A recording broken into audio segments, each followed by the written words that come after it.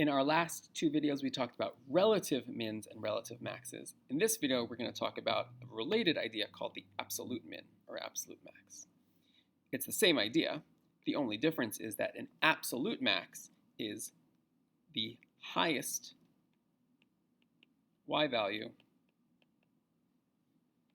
in an entire interval.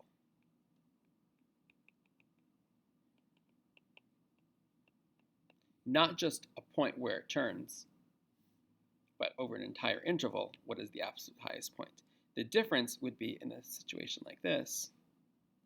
If you have a quartic function that looks like this, there are relative maxes here and here, but the absolute max is the highest of the two. Sometimes you'll also see the term global maximum instead of absolute. They're synonyms, they mean the same thing. Of course, the same thing could apply to minimums also. Worth pointing out that this function that I drew does not have an absolute minimum because the arrow pointing down on both sides means that the function keeps getting lower and lower and lower, so there isn't actually an absolute minimum at all. Finding the absolute min or an absolute max of a continuous function can only happen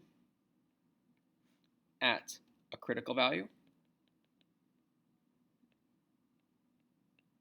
which is where the relative mins or relative maxes can happen, or an endpoint. And that's the big sort of new idea for this video, is if you want to find the absolute mins and maxes, you don't just look for the critical points, you also check the endpoints.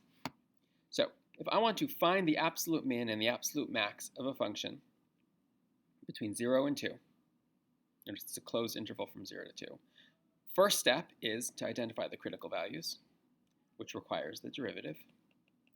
F prime of x is 6x squared plus 6x. That's it.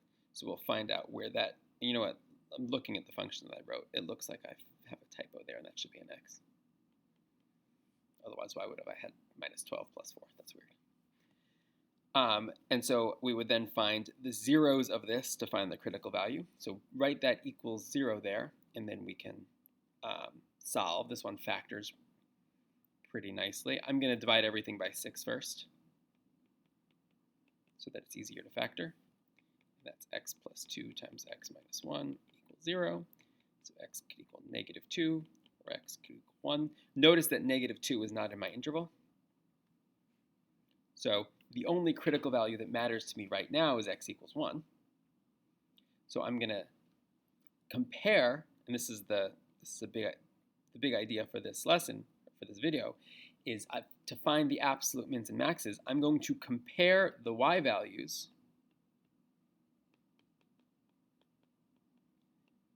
at all critical points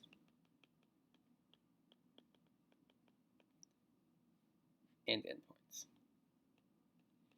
I don't need to do the first derivative test or the second derivative test. I don't need to check and see the sign of the second derivative or when the function is increasing or decreasing. Sometimes you can, and you might choose to do that sometimes. But what I really want to do is check to see the actual y value at my critical value and my endpoints. Whichever one of these three is the highest is my global max. Whichever one of these three is the lowest is my global min. So all I'm going to do is plug these three values in. F of 0, you don't have to write f of 0 here, but I'm putting it in just so you can see what I'm doing, is just 0 plus 0 minus 0 plus 4. F of 1 is 2 plus 3 minus 12 plus 4, which is negative 5. No, it's not. It's negative 3. And f of 2 is equal to 2 times 8 minus plus 3 times 4 minus 12 times 2 plus 4, which is 32 minus 24, which is 8. So there is an absolute min at 1, -3,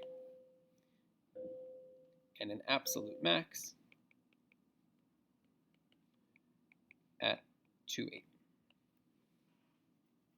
Because 2, 8 is the highest of the 3 possibilities, and 1, -3 as the lowest y value of the 3 possibilities, so those are the absolute mins and maxes.